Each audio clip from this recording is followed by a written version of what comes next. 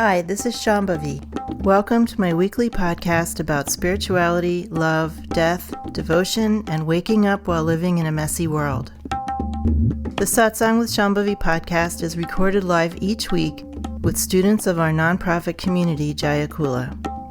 For more information and to find out about attending a satsang, visit jayakula.org. Thanks for listening. Much love to you, wherever and however you are.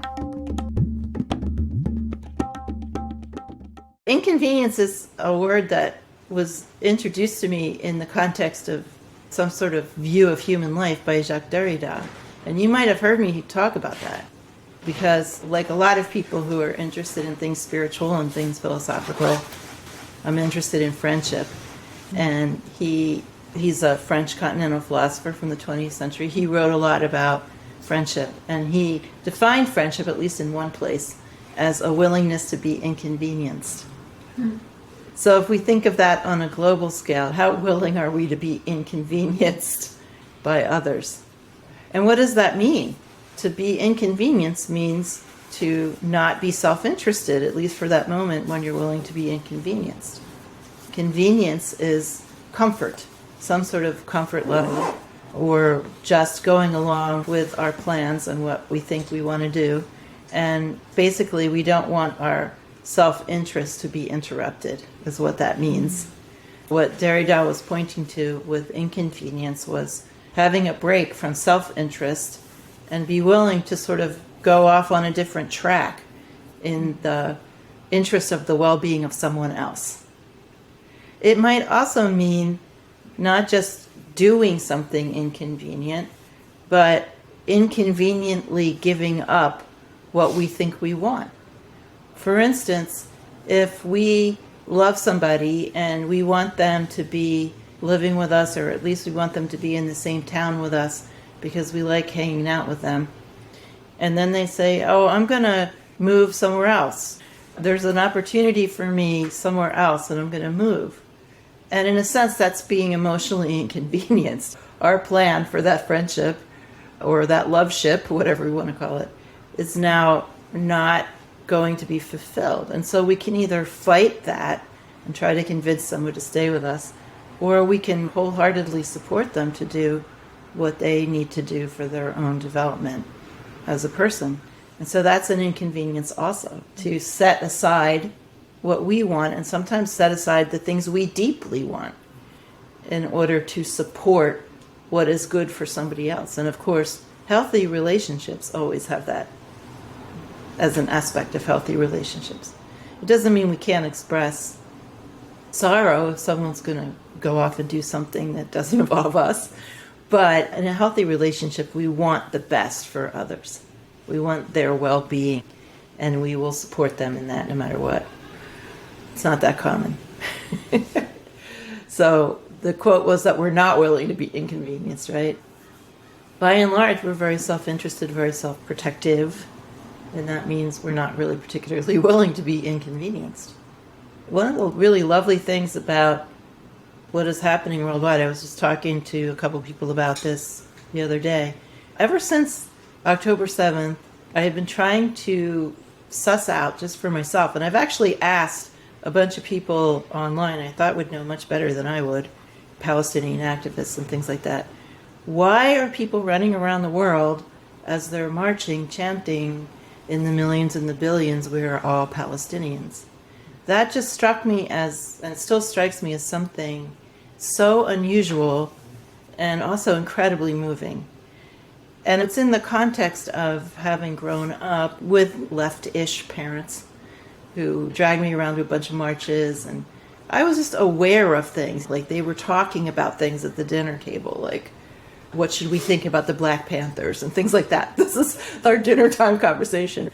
So, I grew up with a lot of social justice movements, civil rights movements, a lot of genocides where I was aware of when I was growing up, and a lot of the discourse around cultural appropriation and different people's experience and how much of our experience can we share and how can we support but not take over and not claim too much, and all of this kind of discourse. And suddenly you have all these non-Palestinian people running around the globe saying in the millions and the billions, we are all Palestinians.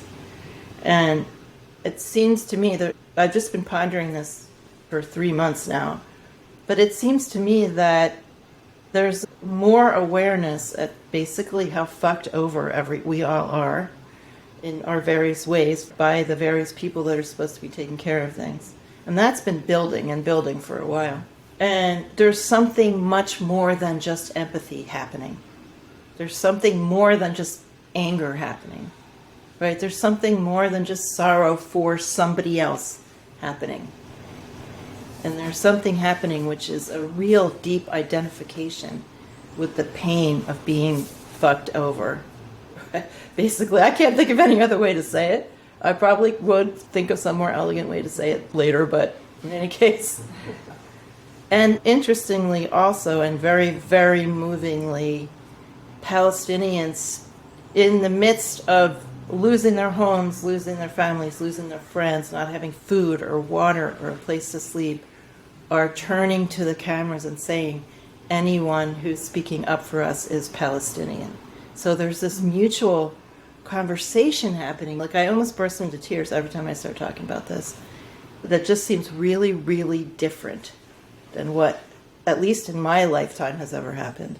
In all the movements I've been involved in and watched happening.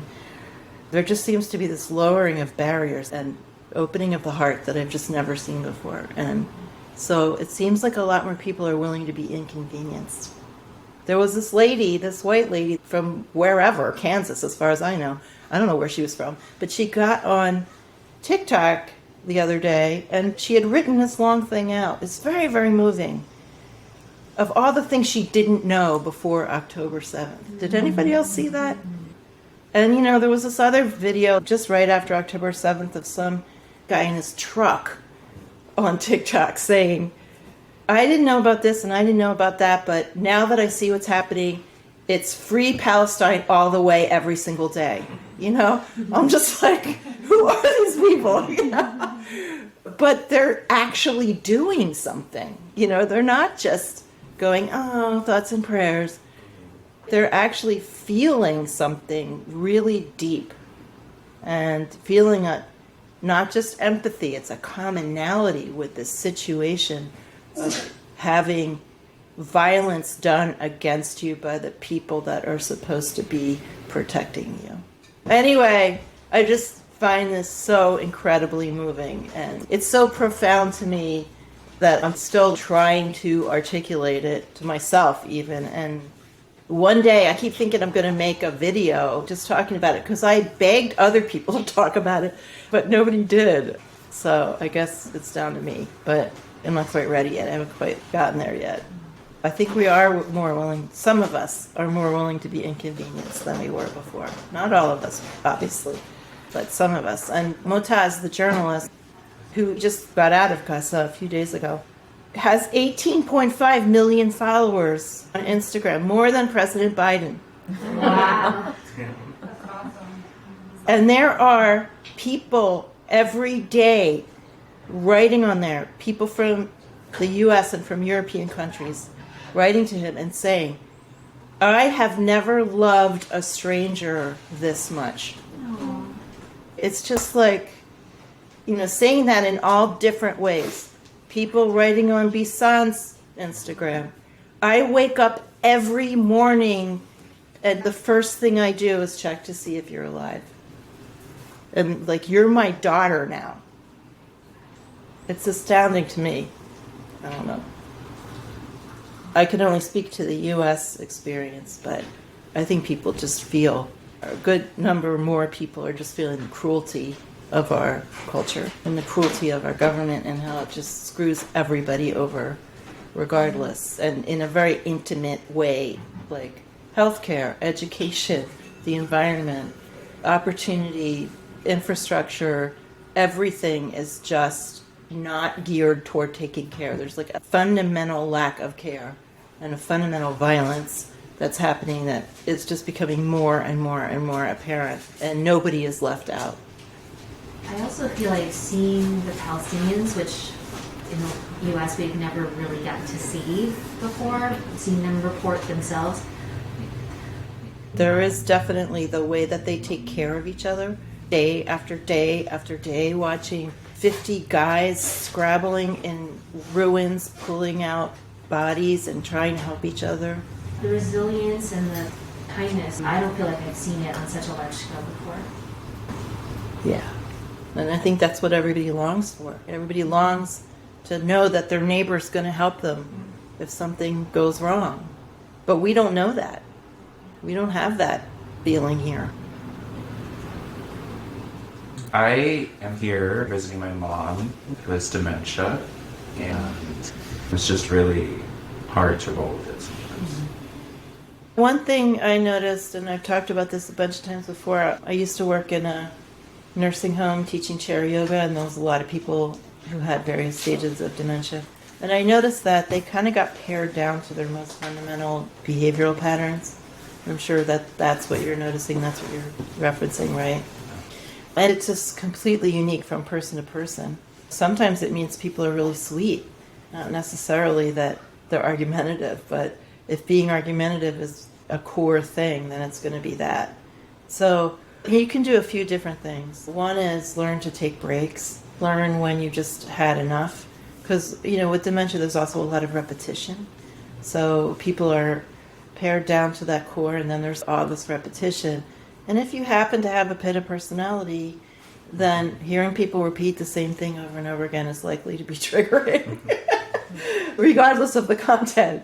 So it's good to know when you sort of lost or you're getting near to losing your ability to digest what's happening, and just step out of the room or step out of the house, even for just 5 minutes, is a really good strategy. And recognize that would be the case for anybody. It's not like everyone should be able to handle it and there's something wrong with you for not being able to. This is pretty much across the board when people are having to deal with someone with dementia. And especially when it's a parent, because there's just all that history and patterns of things that have built up, and then you kind of realize at some point you're not actually going to get to resolve a lot of that stuff. That's right. Understanding that you're not going to get to resolve a lot of it actually can be helpful.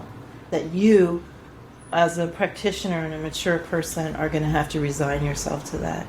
And not having that chugging engine of thinking, I'm going to get them to see my point of view, or I'm going to finally win this.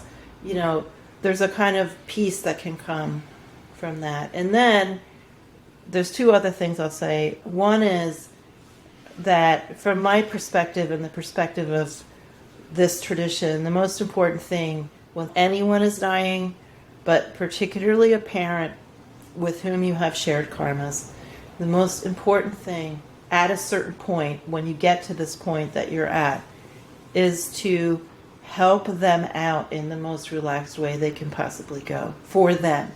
Recognizing that you don't have a lot of control over that, but the more relaxed they are, then the more karma is going to unwind for them and you.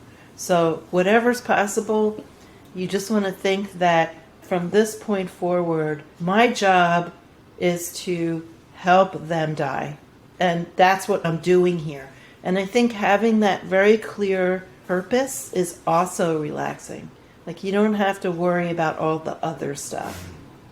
And then the last thing is being in the state of your practice.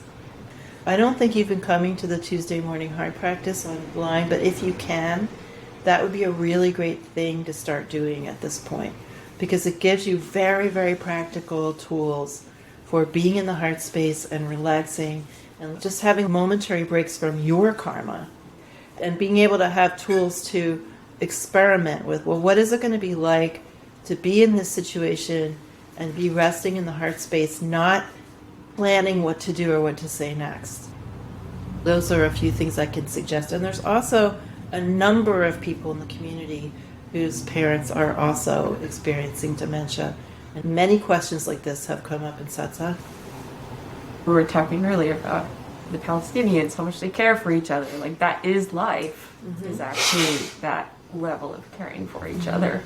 And in some ways, we just live in a culture that doesn't support that level of care, even though it's like, I know I have to do this, but I'm falling behind on all of my other responsibilities and my own family and financially, and like, this This is not supporting me doing this thing I know I need to do. Most of the stuff we think we have to do, we don't have to do. Most of the stuff we think we have to keep together, we could let fall apart. Not everything, but sometimes these moments in life are a good opportunity to relinquish that sense of urgency about things that need to get done, or how productive you think you need to be. That's like a disease. So it might be a good opportunity to deeply reevaluate all that. Doesn't mean you can't have different phases in your life. You know, sometimes we're just being naturally very productive.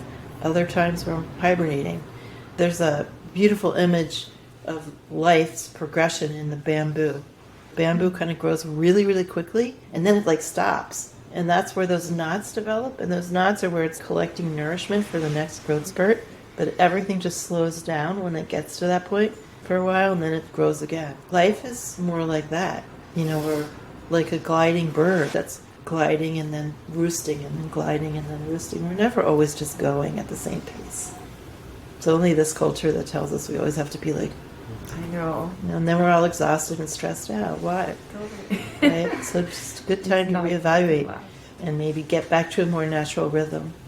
Just try to recognize it's okay to have times when you're just not producing in the way you were before. Just doing other stuff or not doing anything. I've just been realizing how for a long time I've mistaken kind of tension for strength. I'm kind of battening down and pushing things down as a feeling of strength. And I realize more now that that's not the case. And I'm kind of curious about what is actual strength. Well, from the point of view of a practitioner, we should be using our strength to remain in the state of our practice as much as we possibly can. And why is that strength? Rudy described something he called spiritual muscle. I mean, he was very attached to hard effort, and he described everything about spiritual practice as work. I don't really subscribe to that at all. But there is something to this idea of spiritual muscle, a kind of effort where you have these karmas. They are actually made of energy. They have strength themselves, right? Anybody who's tried to change even a minor habit knows this. Okay, well, I'm going to try to sit in a different chair at dinner. Even something dumb like that could be hard, right? Or I'm going to floss every day. Or the most minor things we find, at least at times, difficult to push against the momentum of habit. And so when we're being practitioners, we're pushing against every habit that we have. Not all at the same time, but basically we're trying to divest ourselves of these habitual patterns that just go on and on and on without any awareness. So that's where the strength comes in. For instance, if we feel some habit pattern of like frustration coming up, or that wanting to like power through something, going into the heart space and relaxing and letting the real feeling of energy come through and forcing ourselves to actually get in touch with a feeling of kindness for other people, even when we're angry at them. Those require strength. Those things require strength. They require persistence. They require repetition. They require remembering. They require determination. They require sticking to what we know is actually of value and not giving into the desire for some momentary fix. Because basically, when we're giving into those patterns, we're basically just getting a fix of some kind of emotional reward. Even anger and sadness can be emotional rewards, as anyone in this room knows, if we're being honest about it, right?